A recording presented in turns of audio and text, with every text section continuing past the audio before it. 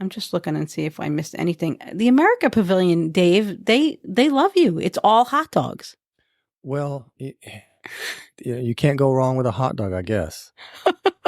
That's the thing about a hot dog. You can stick it on a bun, and then you can stick all kind of stuff on top of it and make it gourmet. That's true.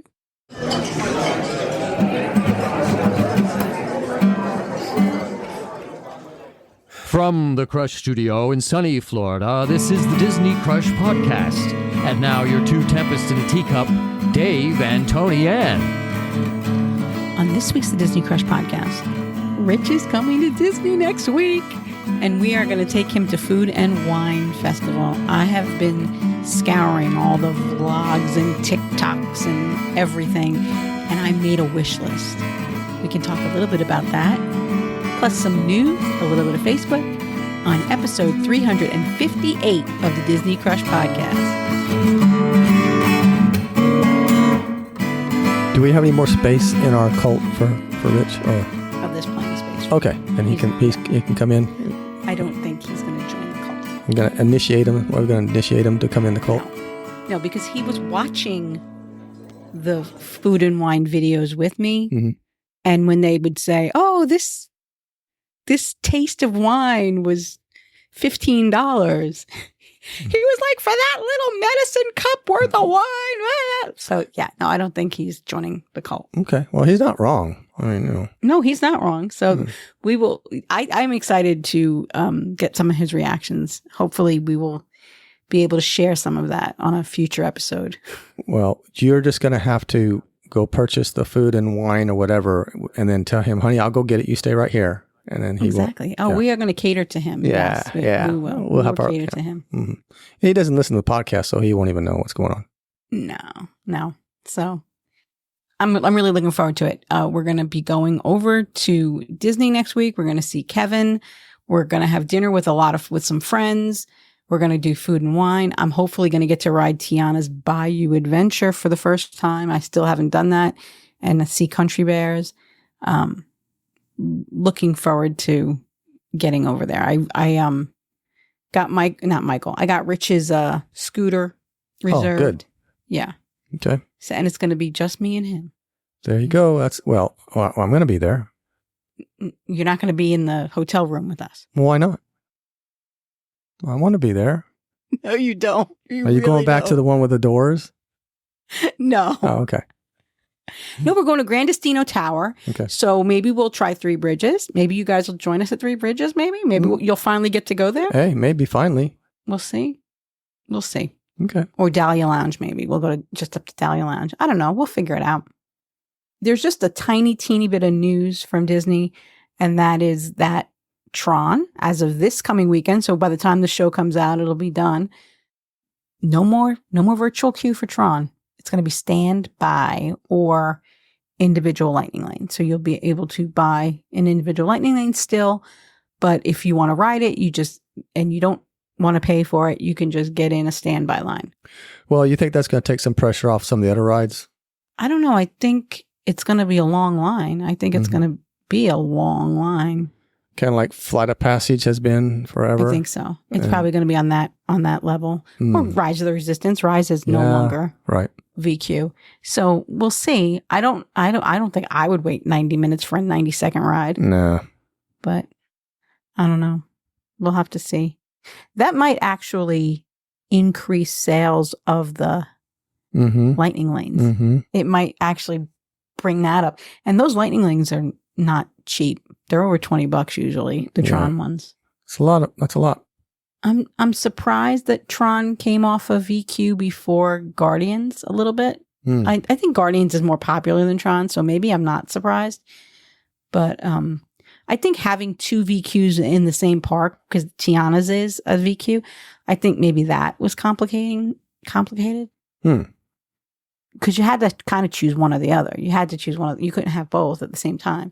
You could do one at 7 and one at 1. Right. But you couldn't do both at 7. So I don't know. By next week, this will be old news. Oh man, I'm excited for you to get on Tiana's Bayou Adventure. Yeah, I am too. Yeah, so we'll see. Hopefully I'll get a VQ for that, an early morning VQ, because I'm just going to try to go Friday morning before we go over to Epcot for food and wine. Mhm. Going to try to go in the morning, hopefully get on Tiana's early, go see Country Bears, and get back to the hotel and pick up Rich so we can go to Epcot with you. Okay. That's the plan. That sounds like a plan. I do have a little bit of Facebook. All right. A little bit of Facebook, she says. On this week's The Good, The Bad, and The Ugly of Facebook.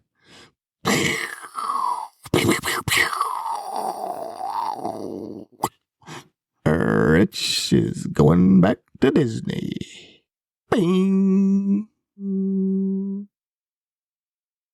This is kind of the bad of Facebook.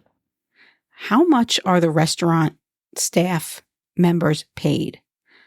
Is it the same as outside of Disney? 8 of us. The bill was $720. I didn't tip. While discussing, the table next to us told us we probably should tip at least 20%, which is another $100+. I just find that a bit extreme, seeing as the whole place is already expensive. I just presumed the staff is paid well and don't need a tip. Am I wrong? So this person had a table of 8, bill was $720, and she thought, well, there's no way that I need to tip on top of that another $100. I think we figured out it was like $143 she needed tip for 20%. She should have been tipping this person. The thing is, it was a party of 8, and I have a feeling that she probably did pay the tip and just didn't know, because usually when you're a party of 6 or more, the tip is added to the bill it's built into it. Right. So I think the server actually did get a tip, but this person wasn't going to pay a tip, just wasn't going to tip because the bill was so high. Why should she have to pay another $150? Well, maybe she didn't even recognize it, and that was the bill with the tip already in it, and then she paid on top of that, so she double paid. I feel strongly that she probably did pay a tip, but just didn't realize it. So that was that. I had one more. I just don't know what I did with it. Okay, Here's one, Tony. To whoever was at Walt Disney World Hollywood Studios, why is it Walt Disney World Hollywood Studios? In Sid's last night, and had their vape pens stuck on in their backpack, smoking out the pen trade room. Thanks, I haven't had that urge to eat that many Doritos in a sitting since college. I slept for 15 hours, lost a full day, but it's okay because you just couldn't keep it in your car. First off, those vapes, not that I know anything about them, but they don't just go on by themselves. You got to suck on that thing to get them going. So I don't know what she's talking about or he's talking about. I don't know what they're talking about. Here's some of the comments that I just thought were kind of funny. A friend of mine got pulled by security for triggering the detector. They searched her bag with her weed in it, and they did not care one bit. Here's another one. I would have been mauled to death by now if there were weed dogs there. I always wonder about the dog. We always talk about that they don't search our bags going into Disney Springs. If you come on a Disney bus, they search your bags if you walk in from Saratoga, that back entrance. Mm-hmm. They check your bags if you get dropped off by an Uber. They check your bags if you if you drive there and you come out of one of the parking garages.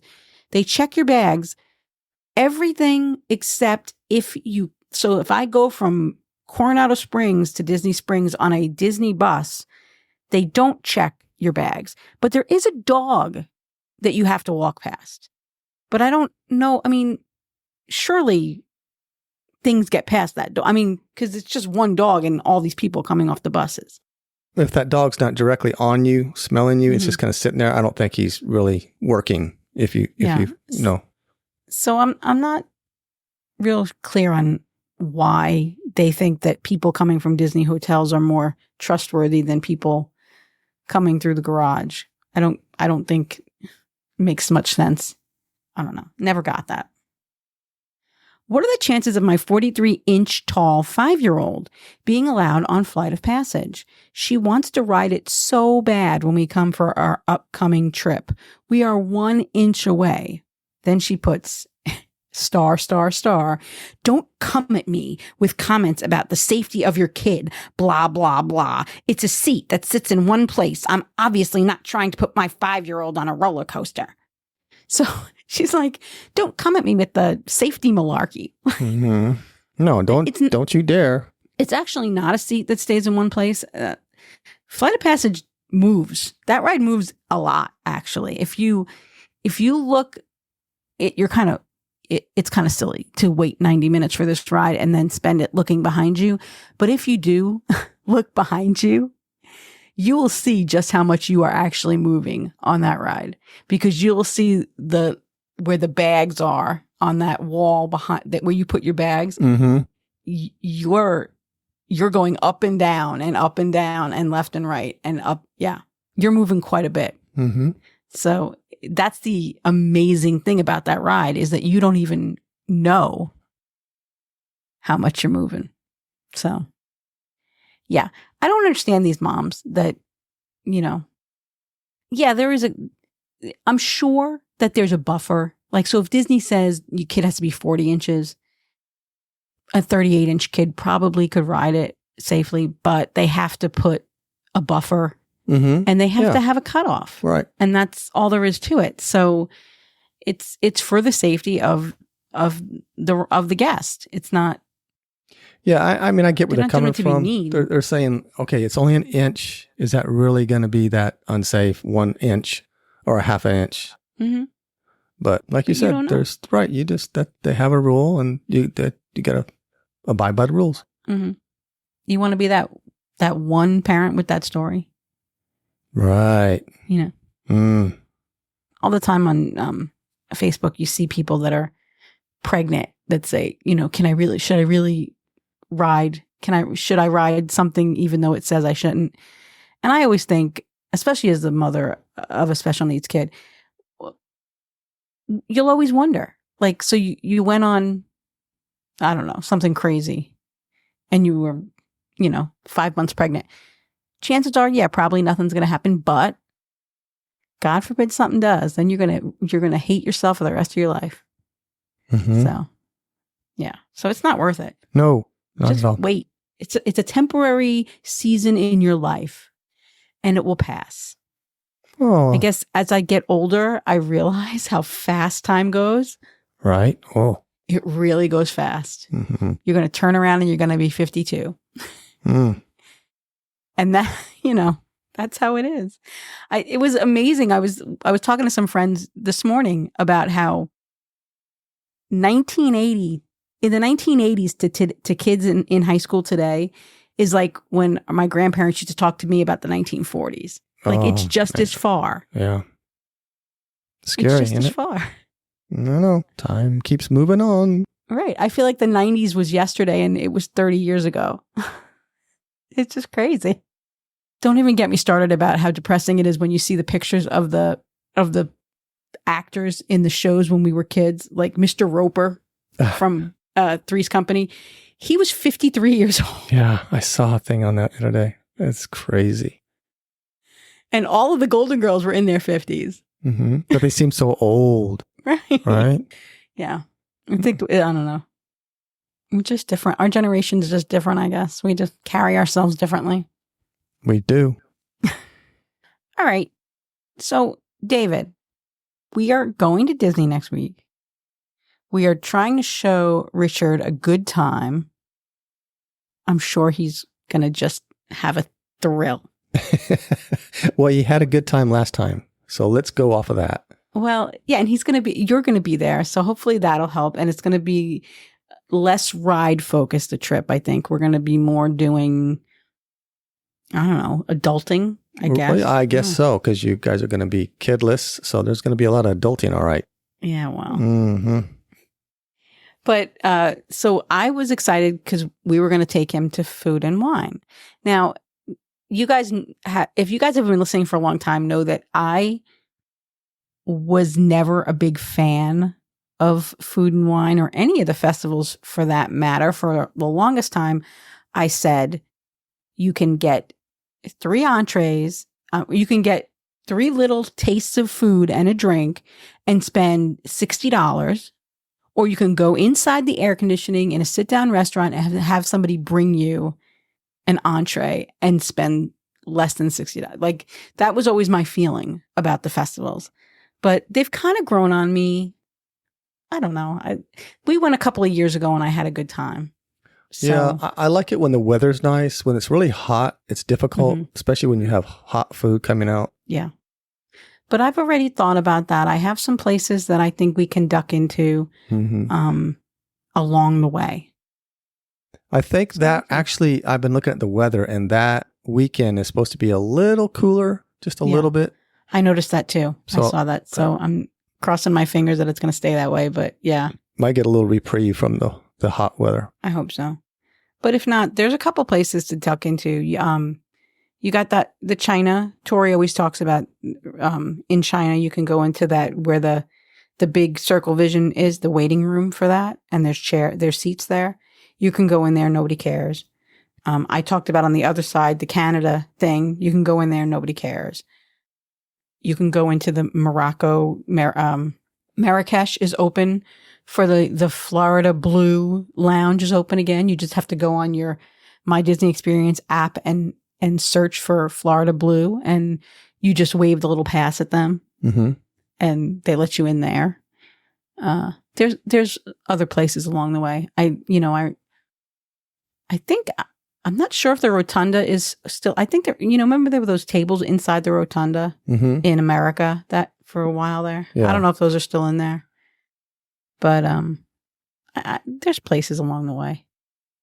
Okay. Well, I think we'll be all right. I think the weather's changing just a little bit. I think we're going to be fine. Communicore Hall. Oh, we can go to Communicore Hall. Nice little and cool the space. Odyssey building. So we'll be okay. Yeah, we'll be fine. So last week on our private Facebook group, the Friends of the Disney Crush. If you are not a member of the Friends of the Disney Crush, just look for us on Facebook and we'll let you in the group.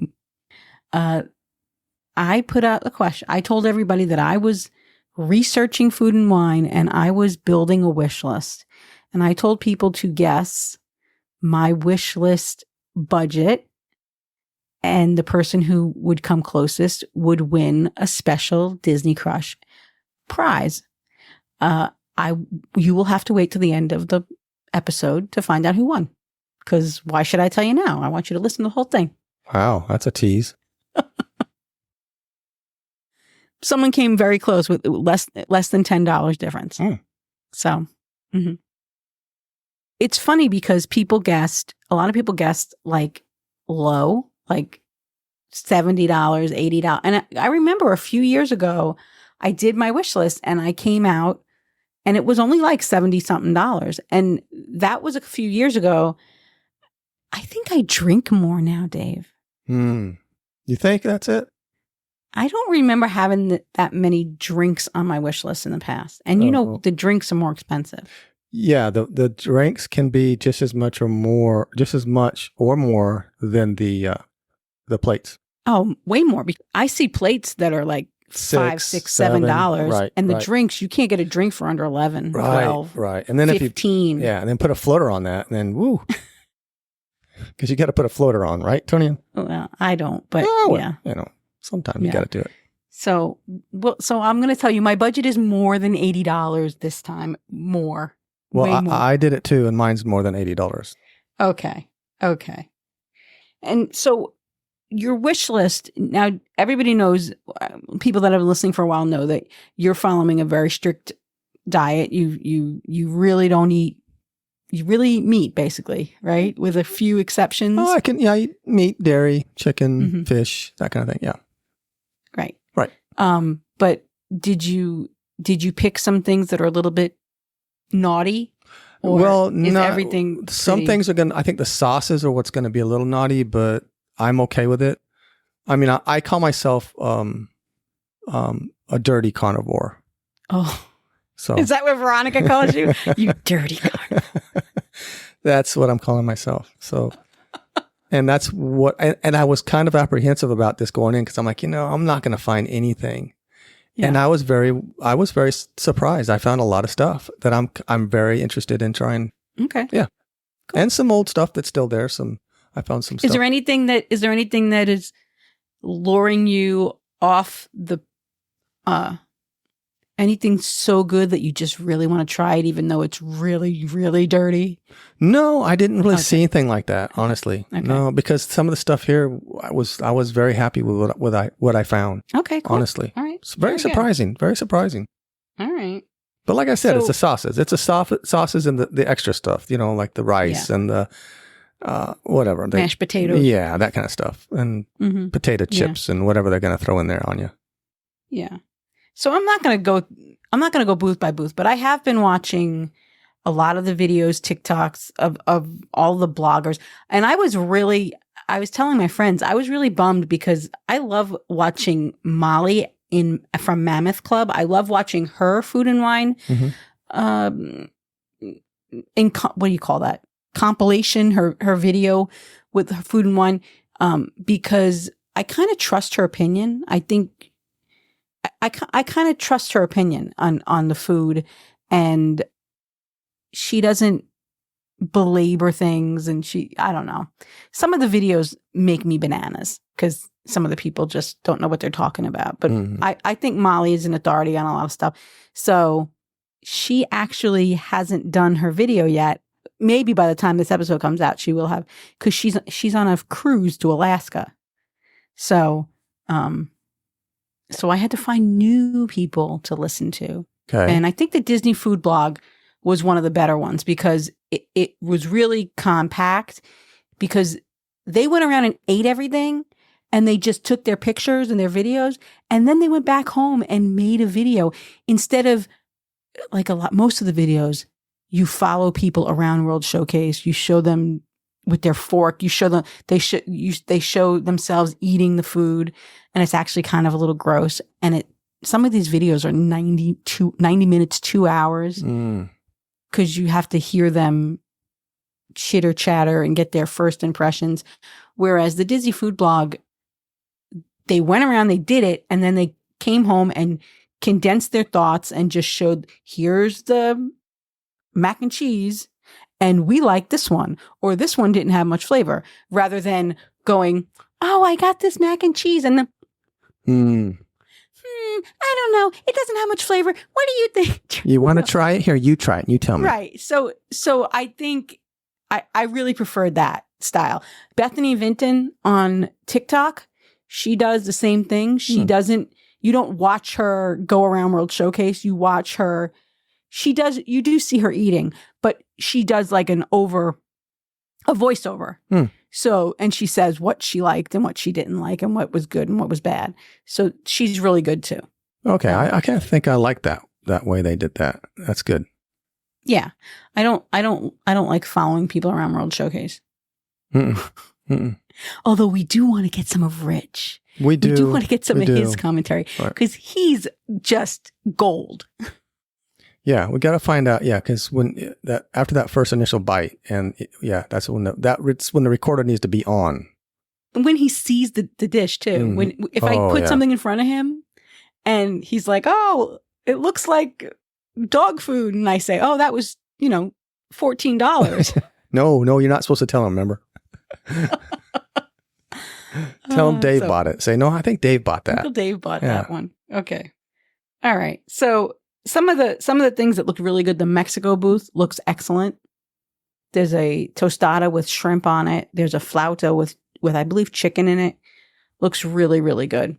So I'm looking forward to that. Do you have anything you're particularly looking forward to?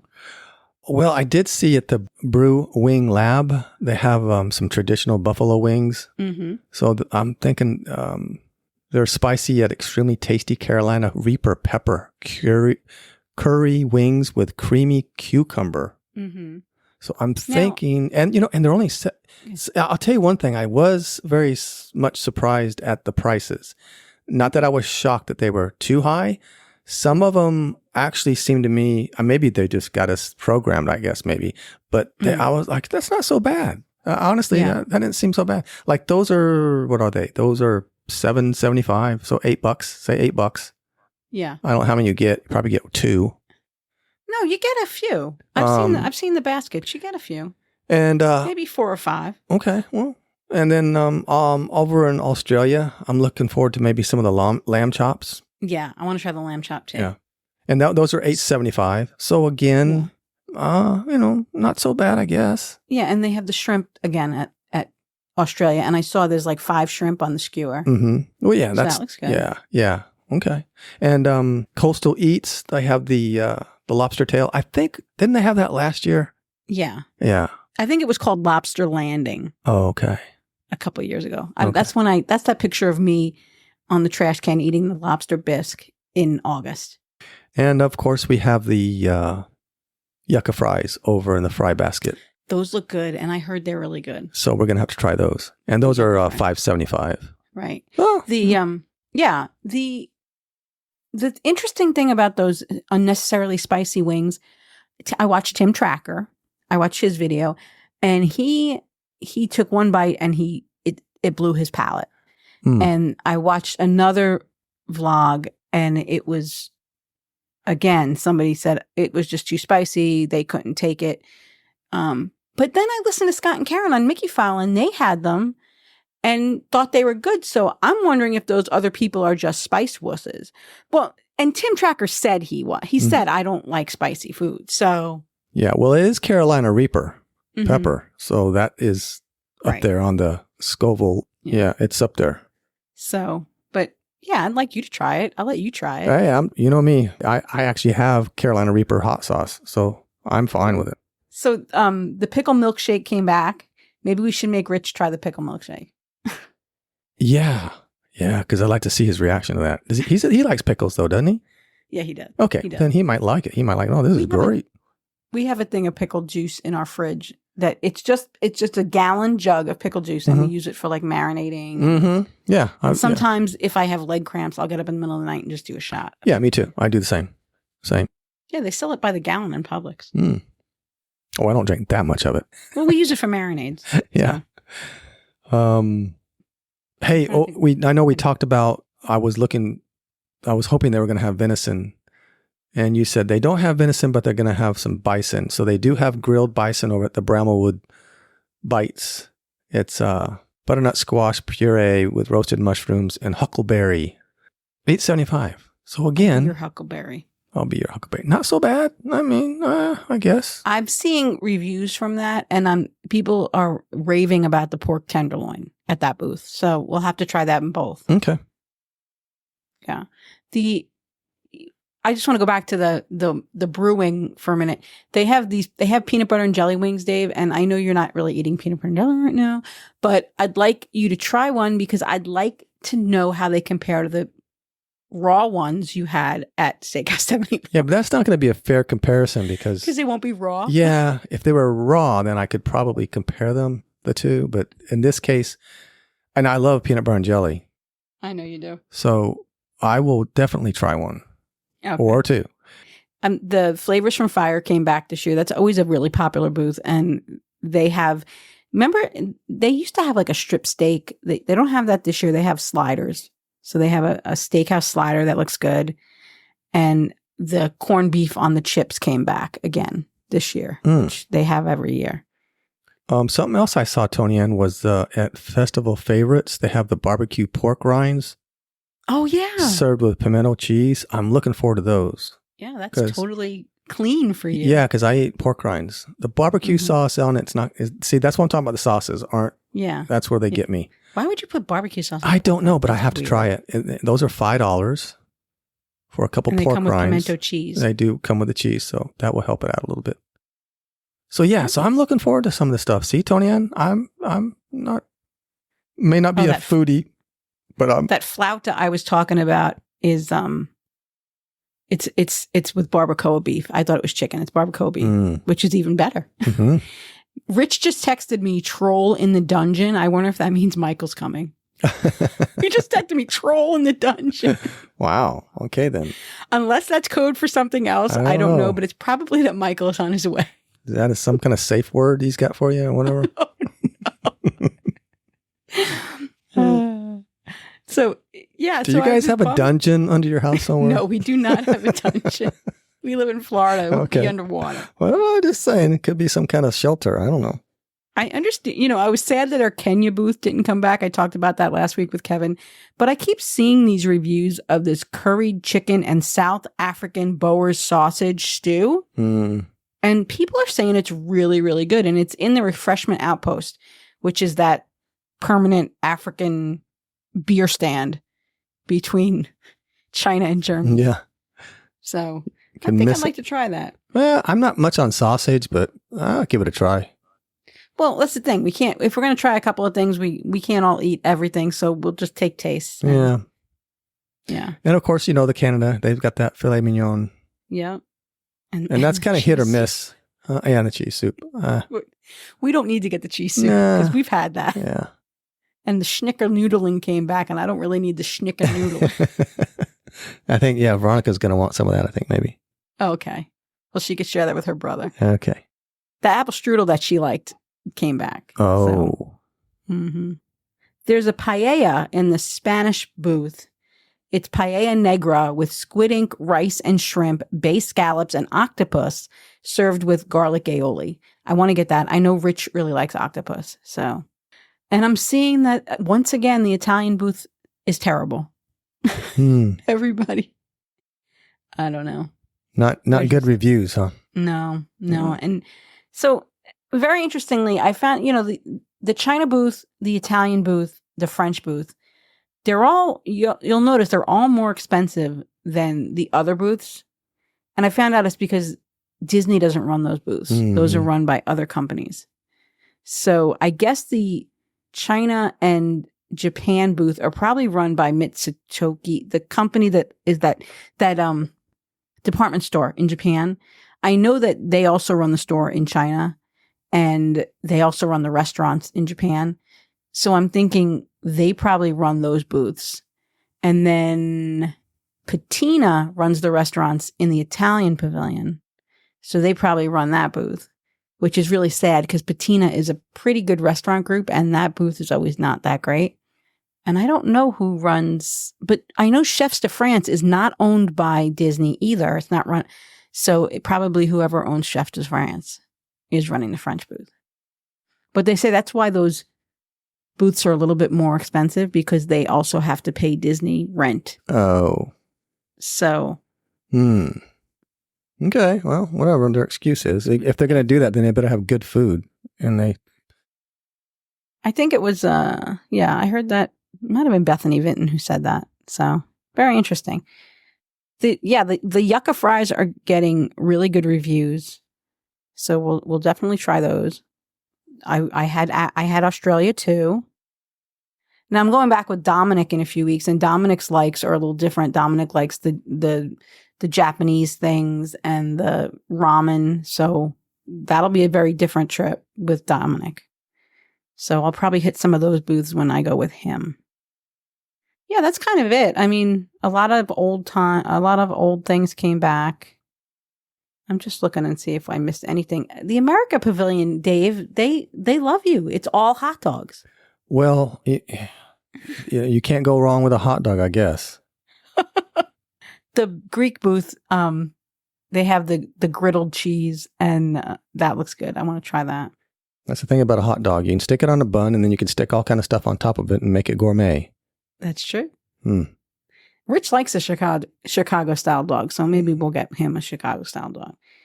But other than that, France has this. It's like a casserole with egg and goat cheese and caramelized onions, and that looks really good. Yeah, that sounds good. Mm-hmm. So I think that's everything. I'm just double checking. The poutine. Now I'm the braised beef poutine with French fries, braised beef, boursin. I love boursin cheese. Cheese curds and gherkin relish. I want to try that. It's $10 for the poutine. So. It's getting a little pricey. Yeah. But that's about it. I have no interest in the macatizers. I really don't. A lot of people like the pumpkin mascarpone raviolis, which maybe I'll try. And yeah, I guess we'll see. You talked about the Bramblewood bites with the pork tenderloin and the bison. There's a short rib at Earth Eats, and that's really about it. There's a kielbasa and potato pierogi, which is really funny because there used to be a Polish booth at Food and Wine, and they used to always have the kielbasa with pierogies and sour cream and onions. And I used to get them. And the first time I ever tried them was at Epcot. Well, prepared that way. I went to college in Pennsylvania. I've had pierogies. I've had kielbasa. But that preparation where you have the kielbasa with the pierogies and the sour cream and the onions, I'd never had that combination before. So I came home and I make that. I would make that for my kids. It's one of my kids' favorite things. And so they don't know that that's where I got it from. But that's one of the things at festival favorites at Communicore Hall.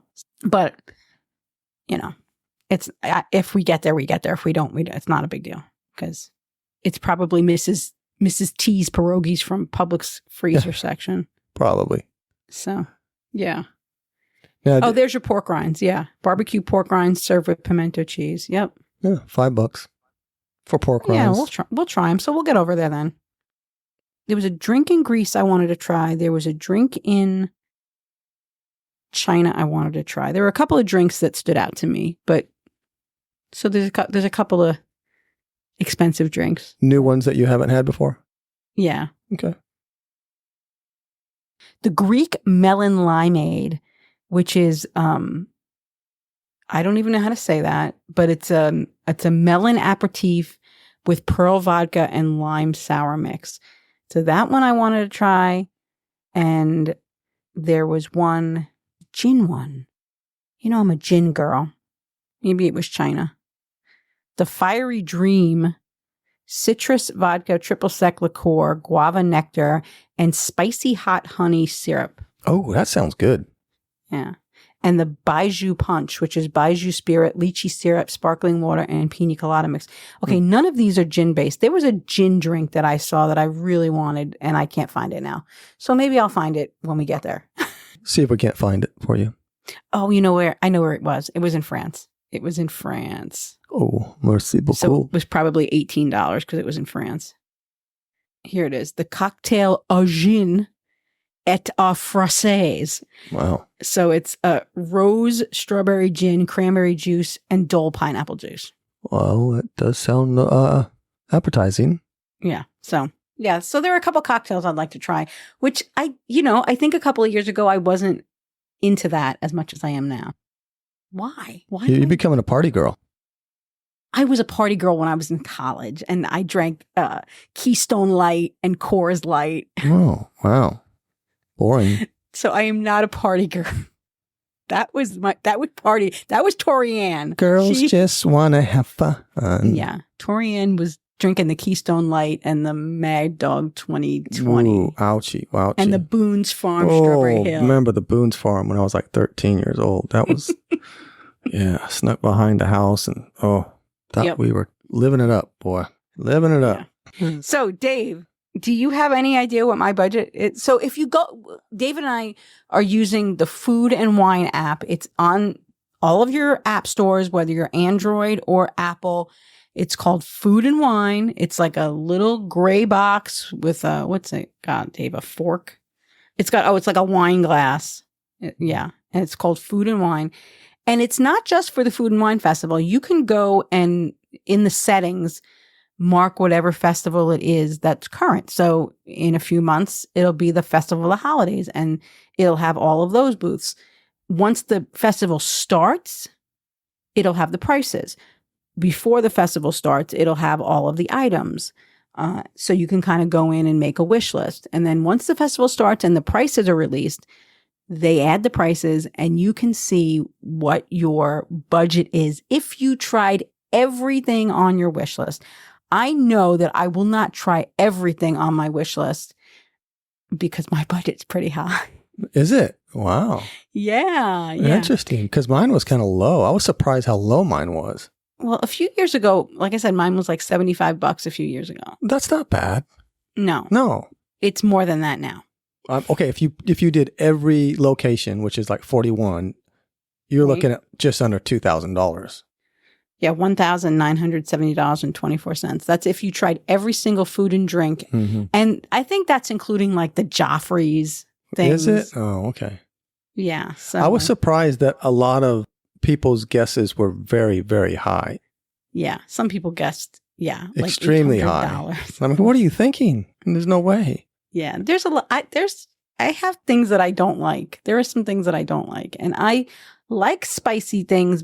Like I love wings. I mean, they're my jam, and I like them hot. Mm-hmm. But I'm not the kind of person that can take too much. Mm-hmm. So, but I didn't see that much spicy things on that. No, other than the no. Reaper wings. Yeah. But yeah. Oh, I know. They went for the big dog, the Carolina Yeah. Reaper. So, are you ready for my total? Okay, hit me. My total, if I tried everything on my wish list, and that includes things with Dominic, was $415.18. Wow, that's more than I thought. Yeah. It Yeah. was more than I thought too. And I think some of that speaks to not only that I add drinks this time, that I don't think I was drinking as much in the past.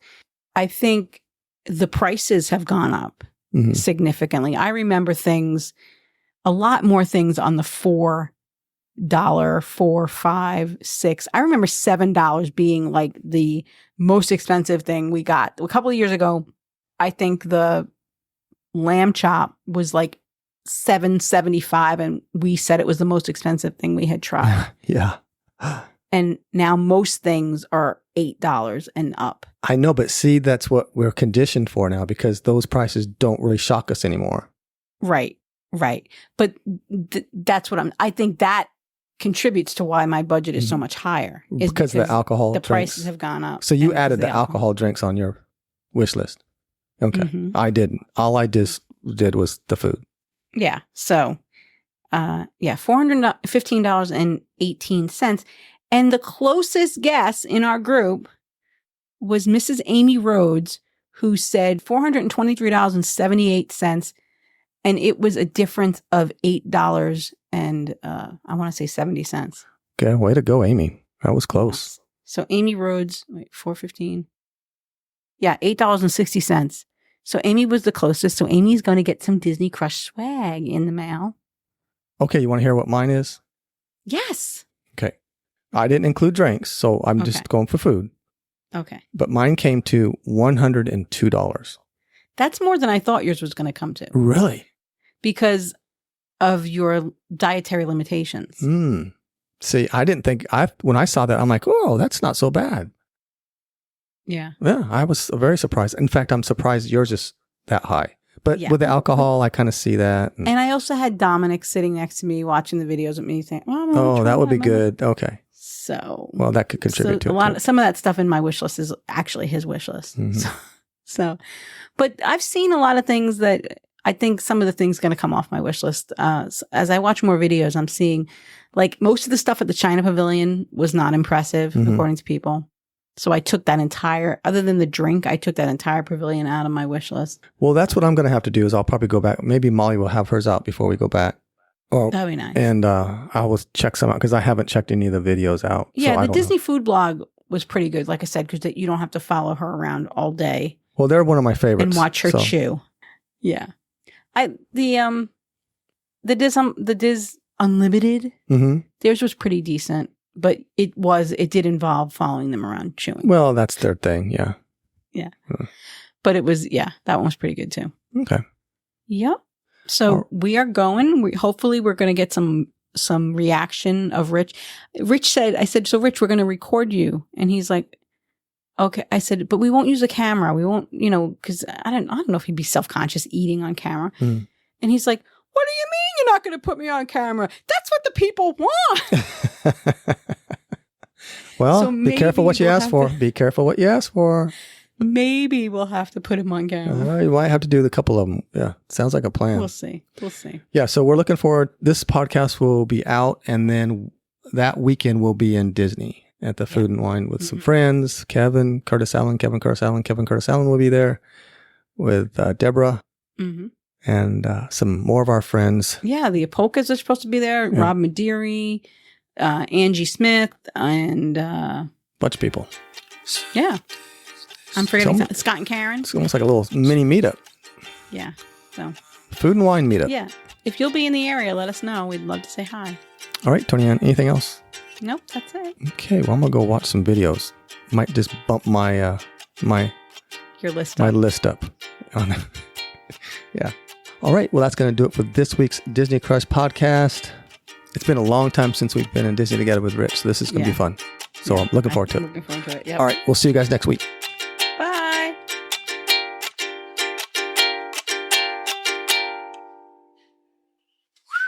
think that's it. All right.